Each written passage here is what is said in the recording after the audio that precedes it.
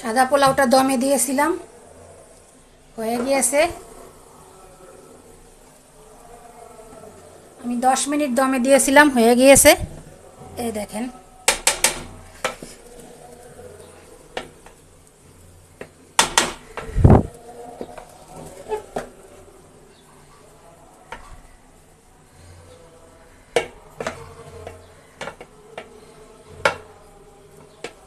আমি মাঝখানে ঘি দিয়ে দিয়েছি, এটা আর দেখাইতে পারিনি।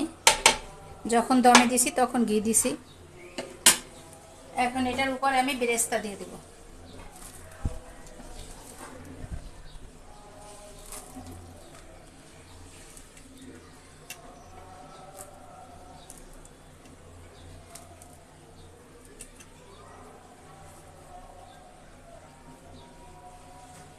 আপুর ভিডিও যদি ভালো লাগে তাহলে বেশি বেশি করে শেয়ার করে দিয়েন, আপনি দেখবেন অন্যদেরকে দেখার সুযোগ করে দিয়েন। তাহলে আসেন এখন কথা না বাড়িয়ে রোস্ট রান্নায় চলে যাই।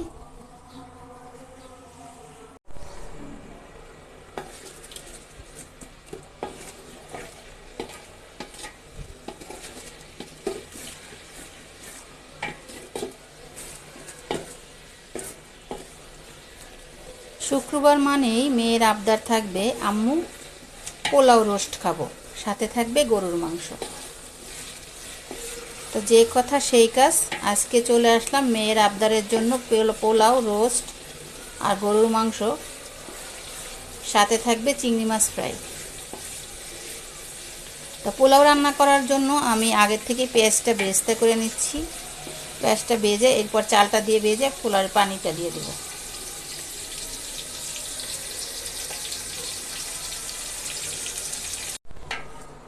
পেঁয়াজটা হালকা ভাজা হয়ে গিয়েছে, এখন দিয়ে দিলাম চাল। চালটা দিয়ে আমি 5 মিনিট ভেজে নিব। চালটা যদি ভাজা নেন আপনারা তাহলে পোলাওটা ঝরঝরা হয়। আর সাদা পোলাও বলে কথা, সাদা পোলাও রান্না তো সবাই কম বেশি করতে পারে। আর এটার সাথে আমি দিয়ে দিব কিশমিশ।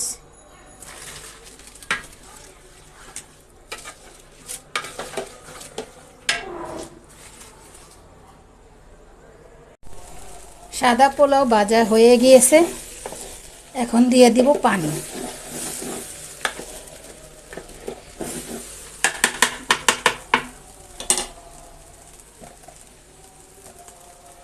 পোলাওটা ভাইজা নিলে অবশ্যই পোলাওটা ঝরঝরে হয়। অ্যাকচুয়ালি আমি গরম পানি বসিয়ে দিয়েছিলাম, পানিটা এখন দিয়ে দিব। পানিটা দেওয়া হয়ে গিয়েছে, এখন আমি এটার সাথে দিয়ে দিব দুধ।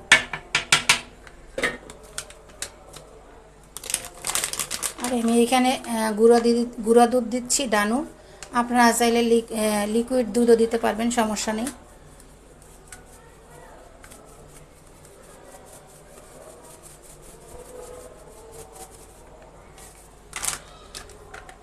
এরপর যেটা দিব কেওড়ার জল।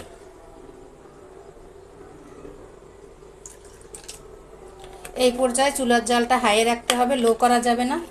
লো করলে পোলাওটা লেটকা হয়ে যাবে, ঝরঝরা হবে না।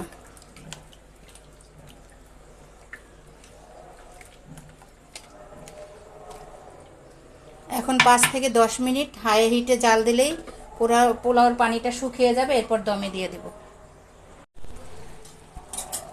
পানিটা শুকিয়ে গেছে, এখন দমে দিয়ে দিব।